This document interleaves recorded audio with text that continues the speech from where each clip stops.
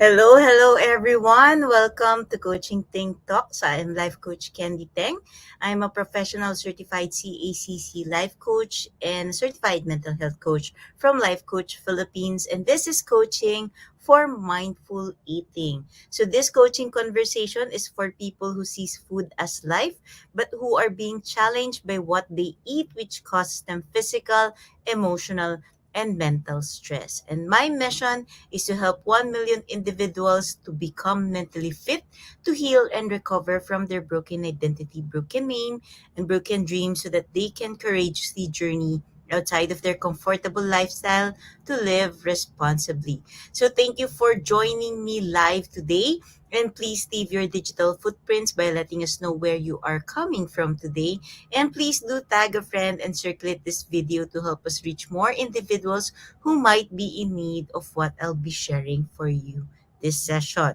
So you may also give some shout outs to people you want to greet and reach out with some inspiring message. So just in case you are watching this on a replay, then please do comment hashtag replay. So I'm streaming via FB page of Life Coach Philippines and YouTube channel Coach AI Connect. So if you are new to our platform, please like, follow, and subscribe. So for my topic this session, it's about diabetes and your mental health. So if you've been following me, I've talked about insulin, no, insulin 101, and I've talked about diabetes.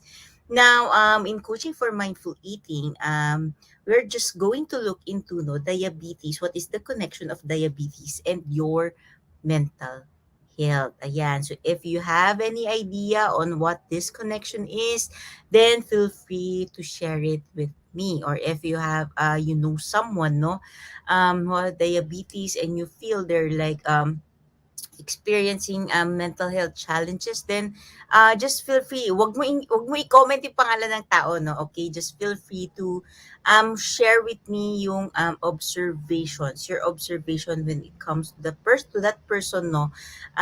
With the diabetes and how it is actually affecting their mental health. Okay? So before I proceed, I would like to greet Coach Tin, no? Si Coach Tin De Hoya at saka si Coach MJ. Hello, good morning. So, just in case you're meeting me for the first time, again, my name is Life Coach Candee Teng, and as a coach, no, my coaching focus is on healing and recovery through mental fitness. So, I am as well a scholar of Master Coach A's public speaking, no, Coach A Tribe Speak, a 6-step to 6-figure speaking career training program.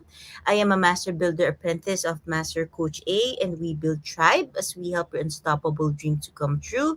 And with that, I am the creator and founder of When Comfort is Not Too Comfortable Coaching Community. So when you talk about comfort, again, it is not only limited to your physical comfort, but your emotional and mental comforts as well. So this includes the patterns that we have. No, when you talk about the patterns, the emotional patterns, the way we react, the way we respond, the way we go through motions of life, no, that seems to be, alam mo, automatic default to us and we are unaware of, and it is actually already not helping us. But because it is comfortable, it's the way we got used to, no, reacting, responding, thinking, and everything. It prevents us eventually to grow, and eventually, no, it becomes no pain. Comfort becomes your comfort becomes your pain because it can be no that you are already not growing in life, you're unable to build the relationships that you truly want, you're unable to maintain the relationships that you want, and you know that you have to grow.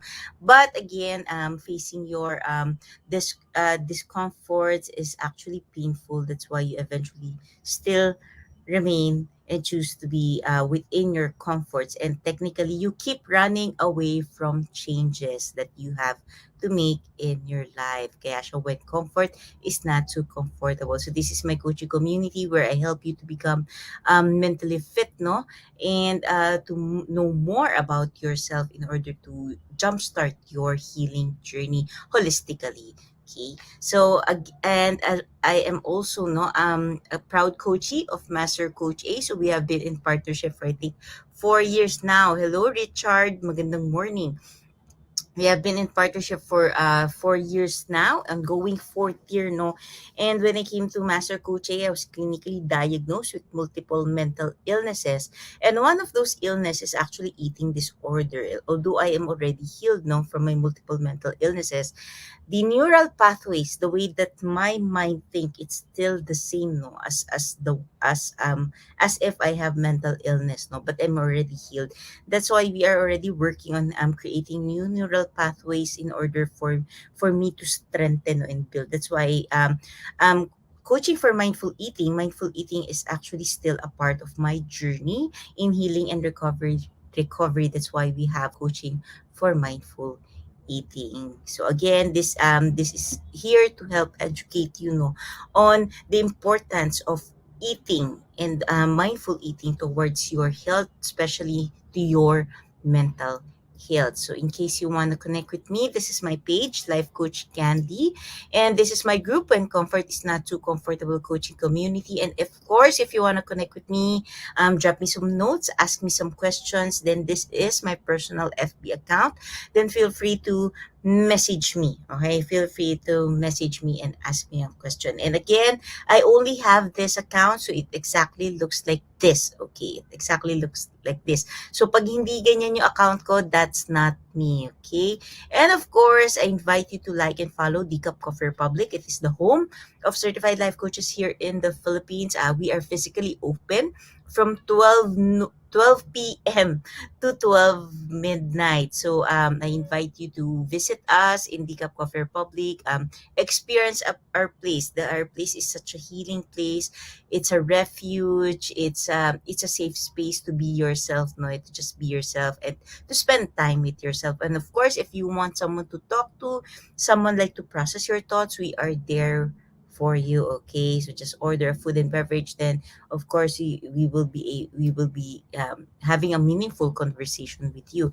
And I invite you as well now to partner with Tika Coffee Republic in being a channel of love and hope, and a channel of healing as you get to bless someone with a meal from Decaf Coffee Republic. So there are people asking me, ano po meaning ng you bless someone? No? It means you partner with Decaf Coffee Republic, you buy a meal for them, you gift a meal for them and send it to their homes, and along with the meal, no, you can include of course your personal message, no, to inspire that person today. So when you talk about notes, if you want like doodles on it, calligraphy, then I would be really really happy to help you with that. So I usually do that. So if you have a message you want it to be like special, either in the gift bag, no, or in a letter, then just let us know. We would really really love to partner with you in bringing light into someone's life, especially in this season of pandemic.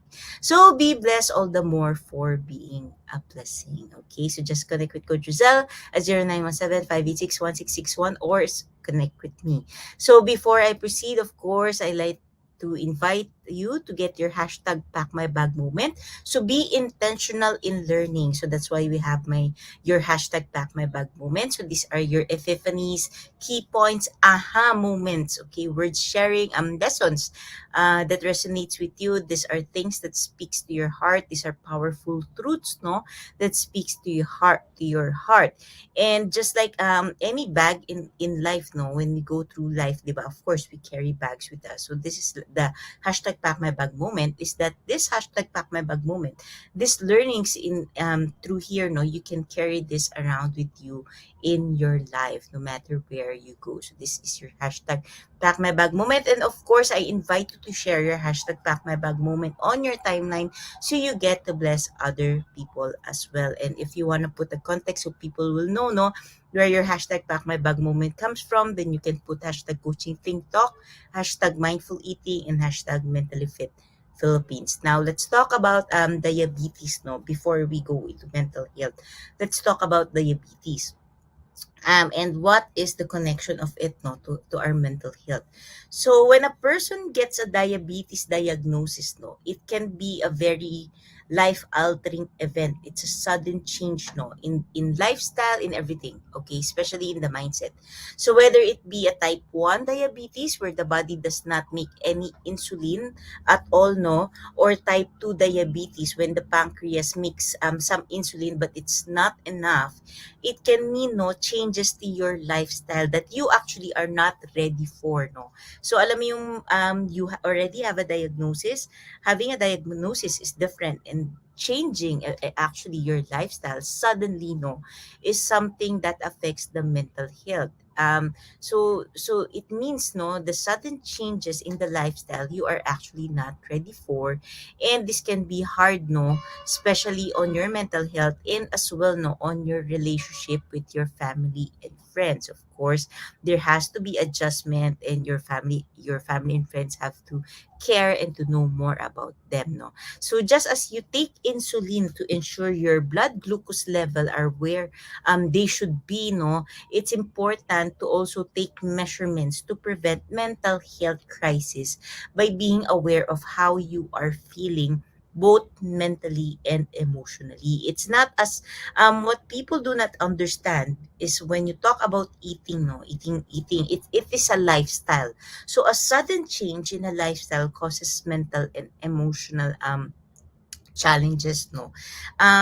Oftentimes people think, no, na mabilis lang yan, it's just food, but what they do not see is how the brain actually works, no. Kasi lifestyle yan, it's already habits, or it's already routine. Because if it is really easy, no, to change your eating lifestyle, then how come it is hard to lose weight, 'di ba? So you want to be able to think about it. If losing weight is hard, no, paano pa pag nagka-diabetes, because it is a drastic change in lifestyle. So just like taking care of your body, no, taking care of your mind is equally as important to living a healthy life. So when this is left untreated, no, when you are undergoing especially diabetes, or you're into pre-diabetes, no, yung pre-diabetes is medyo mataas na mataas na yung sugar levels mo, no, papunta na siya doon sa outside of the border, no. When it is left untreated, no, mental health condition can actually arise, like depression and anxiety, and can make the process of being a diabetic even worse, no. So likewise, no, existing diabetes naman, no, kung pwede naman existing diabetes but because of a lack of support, ayan, can make actually can make mental health conditions worse. So dalawa po siya. Pwede pong walang mental health condition yung tao, no, but upon being diagnosed by diabetes, they can develop mental health condition. And pwede naman, no, meron ka ng condition, and when I say meron ka ng condition, you already experience mental challenges, mental illness, and being actually diagnosed with diabetes can worsen, okay, your mental state. So yun po talaga siya, okay? So if you have any questions, just feel free to type it in the comment below. Okay, so this is actually a study that there is 3 in 5 no people living with diabetes. They actually experience emotional or mental health problems as a result of their condition. Hello, Coach Trisha. So the question, di ba, is how are diabetes and mental health connected? So again, a diabetes diagnosis can feel like not just a threat to health, okay? So when you talk about diabetes, it is not as simple as ay may diabetes ako, okay. So diabetes is actually for many, no, is already a lifelong sentence, no, even after death. And for some, no, for some it can actually mean death in itself pag na-diagnose ng diabetes, okay. So it is actually a threat, no, to a person's way of life, because managing diabetes means making changes to your day-to-day routine. And of course, no, malamang ang magda-diagnose niyan is doctor, no. And your doctor might instruct you to change your lifestyle, like literally drastic, no? Like talagang sobrang drastic, 180 degrees change talaga yan, no? By eating certain kind of foods, and they avoid you to eat certain kind of food as well, no? That will be bad for your health. So when you talk again about diabetes, it's about avoiding no sugary beverage, lahat ng may added sugars. Gusto mo eventually you will remove that from your diet. So that includes of course no preservatives. So hello Coach Trisha, hello Coach Ann. So that includes preservatives. So if you're someone who's really used to like sugary beverages, you're into like junk foods, you're into preserved foods, yung mga delata, no? This can be very, very challenging, okay? Especially if you're someone with who's into alcohol, yung meron kang habit, no, na like you drink alcohol to relax your body every day, ganyan. It also restricts your intake of alcohol, which is actually difficult for anyone, no? Regardless of diabetes diagnosis. Ibig sabihin whether you're a pre-diabetic, you're a type 1 or a type 2, no? So it is very, very challenging. So as well, no, meron ka ng tinanggal sa buhay mo, suddenly now there is an added responsibility, no. Now there is an added responsibility on your part, no, to keep tracking your blood glucose, no, and insulin. And and remember, since it is something new, it is an added responsibility, no. At first, no, especially doctor's appointment, kailangan palagi ka nandiyan sa doctor's appointment. So this is another habit that you will be putting in your lifestyle, no. So at first, the doctor's appointment can cost time away from work, from your house, the things that you need to do, yung mga errands mo, no. And the cost, of course, the cost is for the appropriate care, no, may be burdensome for many. So and oftentimes, no, since eating is involved, no, it is again um it is not only as simple as eating, but it is the way you think, the way you approach food. It's the way it's your relationship with food, and oftentimes people do not understand this, and lahat biglang binabawalan yung tao, di ba? So technically, no, the brain perceives it as something na bakit mo binabawalan, because they know it is na may condition sila, but yung brain natin, no, the brain needs transition, and the sudden change can cause actually the brain to respond differently, okay? So these changes eventually becomes emotionally draining, and the person actually might start to notice that they are feeling a bit off, no, and have very little energy, tinatamad na sila, ayaw na nila gumalaw, no, to carry out important tasks to managing their condition. And of course, like I said, for some, no, ang diabetes is a life sentence. So it actually really affects, no, the way they see things, their state of mind, no, the way they generally perceive life. And people living with type 1 or type 2 diabetes, no, are at increased risk for depression, anxiety, and eventually, no, eating disorders, okay? Kasi alam mo yung you're used to eating something and then suddenly you're deprived of it. So nandoon yung desire mo to eat it, no, to always eat it. Gusto mong kumain. And eventually, syempre, pag hindi mo pwede kumain, eventually, no, a classic here is you can binge eat, no, and then you throw it up. Either you binge eat, tapos, or it can be a binge eating or a combination of binging and throwing it up. Throwing it up, which is bulimic. Yung kasi sobrang na-deprive ka, kakainin mo, okay? You eat it and then you realize na hala, bawal siya sa'yo, 'di ba? Then you throw it up to release that to your system, okay? So pwede siyang ganon. And rates of depression actually, no, across the lifespan, no, of a person with diagnosed diabetes are 2 times greater for people again with diabetes, no, than in general population. And people with type 1 diabetes are actually twice as likely, no, to live with disordered eating. So this is actually a research. Now, in women with type 1 diabetes, bulimia, ito yung sinasabi ko, bulimia is most common eating disorder, while women with type 2 diabetes are more likely to deal with binge eating. Okay, so dalawa siya. Because in type 1 diabetes, no, hindi din pwede basta-basta nag-i-increase yung sugar, yung glucose level, no.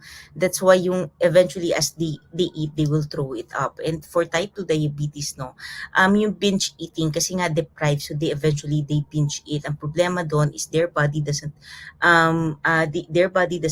produce enough insulin, no, or if the body is producing insulin, hindi siya nagagamit properly ng katawan. So if you want to know more about diabetes and how it works, no, like yung insulin, how insulin work, how there is insulin resistance, then you can go through the past episodes of coaching for mindful eating. Okay, and you can look through it. So, ayan, dyan na si hello Coach Mao, hello Coach Rizal.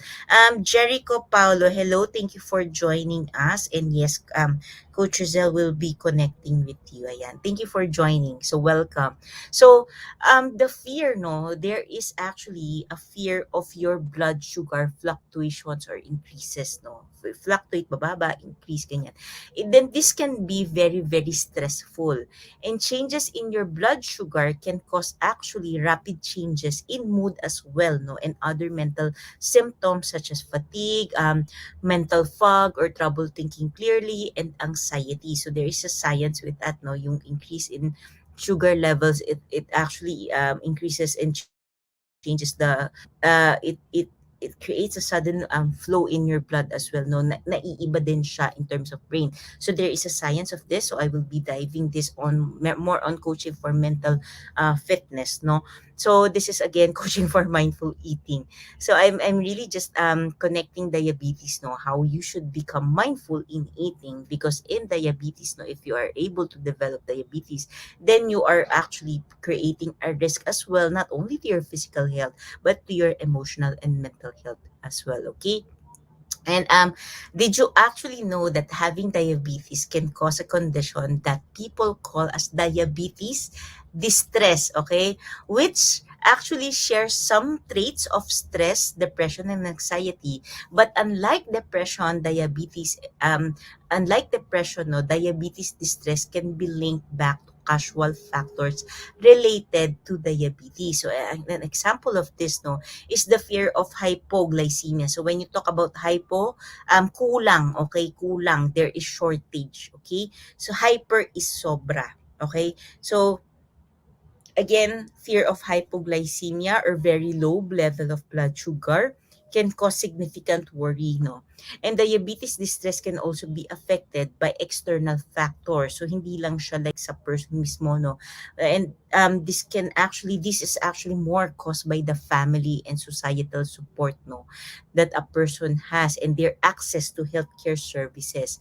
So it is estimated that actually 3 to 50% of people with diabetes will experience diabetes distress at some point in their journey in diabetes, no. So while diabetes distress cannot typically be treated with medication, no, experts, the medical doctors, say that improving diabetes management, no, such as reducing stress, having someone to process your thoughts, especially like life coaching, no, and being in a community that can support you in your journey and understand, no, the journey of mindful eating, the journey of diabetes, no, kung ano yung mga food na pwede sa'yo, and eventually, no, supporting you, and hindi siya yung tipong dinedeprive ka but really educates you, can be very, very helpful. So diabetes treatment, no, need in diabetes treatment, no, there has to be a need, no, to be aware of the mind and body connection. So it is not as simple as just the body. Hindi lang siya physical health. You have to know that there is such a thing as mind and body connection to ensure that the whole person is cared for. Hindi lang isang aspect ng health niya. You want to really look into mental health as well. And the American Diabetes Association, no, standards recommends the standard of care, no, treatment, that there has to be a team when you dive into diabetes, no. Of course there has to be a professional, ibig sabihin may doctor, no. You want to be able to have a mental health professional, and if you can, no, if your budget especially allows you, you can have a nutritionist, no, para talagang nandoon na yung food, no, para hindi siya so it will be less stressful for the person who is into the diabetes, no, and meron talaga siyang nutritional plan that can oftentimes kasi in diabetes, no, when people are experiencing diabetes, they cut the food, But you don't actually need to cut foods, but you need to substitute food because you want to make sure that the person still gets the nutrition that they need in their body, and only nutritionists can really give that, and they are really like they have studied this, they are knowledgeable with this, they have the skills with this. That's why you really need a nutritionist as well, no? Hindi siya pwede mano-mano kanya-kanya, because a person technically doesn't really know about micro and macronutrients. So kailangan talaga may there has to be a nutritional coach, no, or a person with nutritional background eventually can help you guide yourself with meals. So yun talaga siya. And as well, no, if you can get a wellness tawag dito, partner, ibig sabihin ng wellness coach, then it is better. So when you talk about wellness coach, no, pwedeng a coach that can like target in physical management, physical health management, ibig sabihin the exercising, the moving stuff, no. And then a coach that handles the managing stress, kaya may mental health professional, because it is important that you learn how to manage stress, because it triggers you, no, to eat. Kaya 'di ba may emotional eating, it triggers you to have a difficulty in changing lifestyle because the way you respond to stress as well, no. So pwede din nandun nanggagaling yung source ng eating unhealthfully. Okay, so there's yun talaga yung standard, no, when you talk about care with diabetes, especially in diabetes. And in Philippines kasi diabetes is one of the top factors, no, actually one of the illness that is rampant in Philippines. It's because actually nature ng food talaga natin. So anyway, mental health condition, no, just like diabetes, you have to know that these are treatable, okay? Treatable by having the right support, by being in the right community, by working with the right professionals, and having both at the same time, no, like a mental health condition and diabetes doesn't make either one less treatable. Ibig sabihin, hindi porket may mental health condition ka, wala ka ng pag-asa.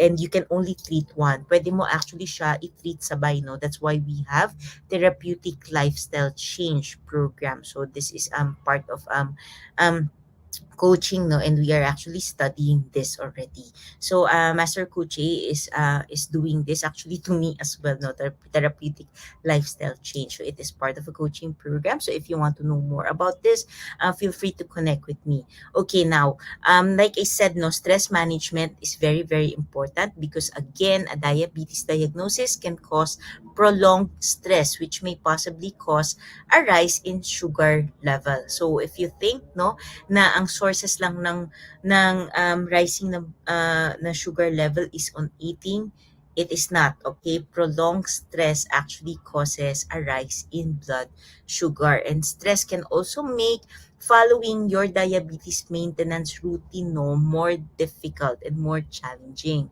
And doctors actually suggest looking again for patterns. And when you talk about patterns, no, you want to be aware of your stress levels each time you log your blood sugar, and see if pattern emerges, kailan tumataas yung blood sugar mo. And this actually works when you partner with a mental health coach, no. Nandito talaga si mental health coach and a wellness. Actually, it's really more of a mental health coach when you talk about stress, okay, since it is part of the mental health. So if you notice any patterns, eventually, no, you will be able to learn to spot stress warning signs. Okay, so may patterns, may triggers, may warning signs. So these are all different, okay? And when that happens, no, you need to take action to prevent stress and keep your blood sugar low. So that means, again, working with a professional to learn different relaxation techniques, different stress reducing techniques, different coping techniques, different ways to handle and manage stress. So again, just as diabetes therapy, no, must be reviewed and again adjusted frequently. So palagi siyang nire-review and ina-adjust frequently. It's not hindi siya pare-parehas all throughout the journey, of course, because things changes, may transitions, no, sa buhay ng tao, no. There are circumstances, and this has actually to go with that. Kailangan naka-hand in hand talaga ito, okay? So finding the right mental health treatment, okay, mental health service professional can actually make the time mo can make the time and the process no easier. Okay, easier yun siya. So like again with many other chronic conditions no, the sooner you get help the better. So if you feel no, if you like assess and evaluate the way like you eat right now, if you assess it, mataas ka ba sa sugar, mataas ka ba sa food no, and when you talk about sugar no, it's not only limited to like really sweets no and added sugars, like carbohydrates. Okay, eating lots of carbohydrates as well affects your sugar level. So you want to really be able to partner with someone who is knowledgeable about this no. Okay, again, the sooner you get help, you can prevent it. Okay, you can prevent it. And of course, if you're someone who is already there, in short, kailangan mo na ng intervention, na-diagnose ka na, then I invite you to connect with us, no? Connect with us for your mental health needs, for your mental health support, and for you to become more educated, no, in terms of mindful eating. Ano ba dapat yung food na pwede, ano yung food na hindi, how you do healthy switch, no? How you replace in order for you to take care of the mental health. Hindi siya basta nag-eliminate ka ng food, okay? Because it takes step by step in order to protect your mental health as well. Okay, so that's it for our episode of coaching for mindful eating on diabetes and your mental health. So here, I invite you, okay, to join me for a life coaching essentials workshop on January 27, which is a Thursday at 7:30 p.m. So this is private class no via Zoom, and this is 100% free. So oftentimes mental health coach is oftentimes mixed with other mental health professionals. They see life coaching no as therapy, as counseling, but these are actually different things no. And that's why actually people are afraid to work.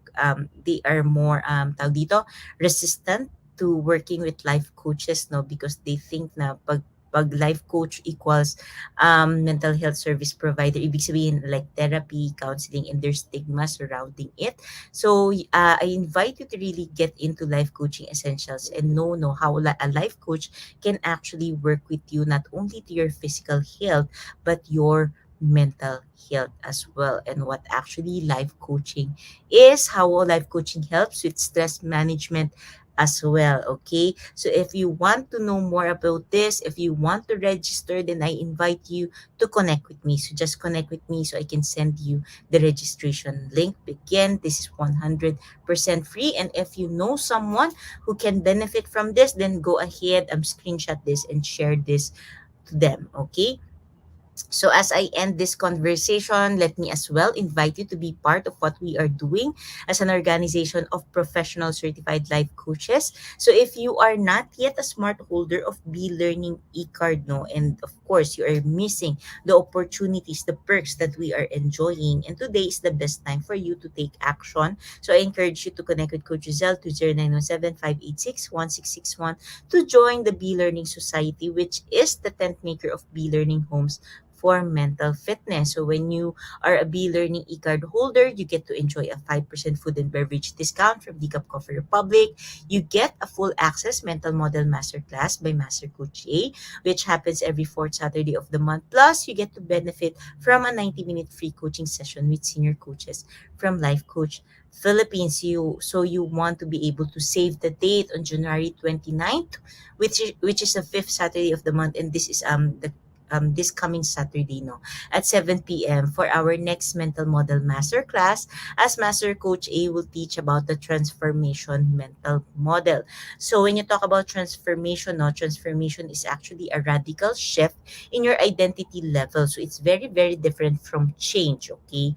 Transformation is something deeper because it's on the identity level.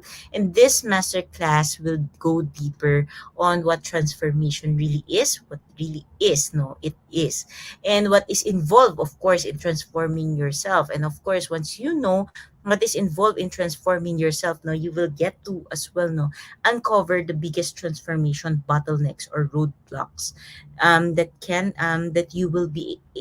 that that you will be encountering. And of course, once you know this, you will know as well how to overcome this. So again, it's time for radical shift in your life. So I invite you to not miss this class and connect with Coach Rizal to 0917-586-1661 for more information and registration assistance. Now, for individuals who intend to embark on a journey of becoming a certified life coach like us, Master Coach A offers co-actively co-create life coach certification program. So this is actually a CPD accredited course with 40 credit units. So CPD or eh, continuing professional development is all about learning new things or refreshing your knowledge by doing new things.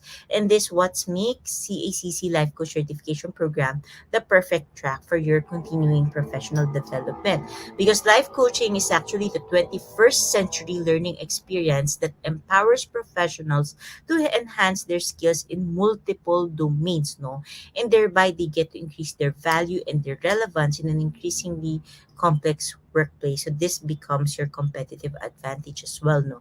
So the CACC course includes a 21-day web-based learning, a 3-day live coaching bootcamp with Master Coach A, and a 3-day live business bootcamp with senior coaching team from Life Coach Philippines. And of course, if you can see here, there is a bonus course of time freedom challenge. You have a 1 month free membership subscription to Coach A Coaching Upskills Blueprint Circle, where you will be getting 2 master classes, no, and of course you get lifetime support of our community. And what's more, no, pinaka super bonus pa dito is you get a done for you coaching program. So even after graduating, no, even get after this getting your certification, you can already do the coaching business or the coaching profession because you already have a done for you coaching program, which is actually 3 programs, no. Riding the wheel of life, transforming stress into good stress, and creating relationships that last. So I have 2 of this program, and this is a very, very powerful program. And you're technically just getting all of this free, no, so it's worth huge amounts, okay, so for the price. And again, you can start, no, your journey of becoming a certified life coach, a CACC life coach, as low as $100 or 5,000 pesos. So if you want to know more about this, again, I encourage you to connect with Coach Rizal through 0917-586-1661. Talk to her, and you get to discover the opportunities that awaits for you in this very, very, very fulfilling profession. And as well, no, a recession proof profession, because this is actually as well the second fastest growing profession in the world today, and demands actually are very, very high. Okay, so do join us for another coaching conversation later with Coach Cherry for coaching for leap formation at 2 p.m. and Coach Rizal for coaching for purposeful living at 4 p.m. Once again, this is Life Coach Candee Teng from Life Coach Philippines for Coaching Think Talk, because coaches like us think and talk like this, and this is us in the Philippines. Love bam boom, love bam boom, love bam boom. Bye-bye. Have a blessed day. As a business owner, are you overwhelmed by the need to post beautiful, engaging content every single day?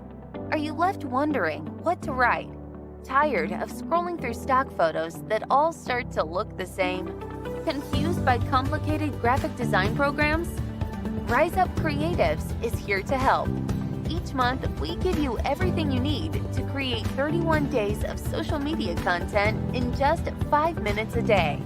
Customizable captions, curated lifestyle photos, a drag-and-drop graphic design tool, and the ability to post directly to your social media accounts. No one else empowers you with these 4 resources all in one place. Each month, we help you plan your social media calendar by providing you with 31 image themes and customizable captions so you can quickly and easily create engaging content and grow your following. Simply select the image that works best for your feed or story. Then, copy the caption and customize it to fit your audience. 5 minutes a day. It's that quick. Plus, you'll absolutely love our drag-and-drop graphic design tool. Start from scratch or choose one of our beautiful templates to fit your unique brand. When you're ready to export your design, you can download, email, or post directly to your social media accounts. Here's the truth.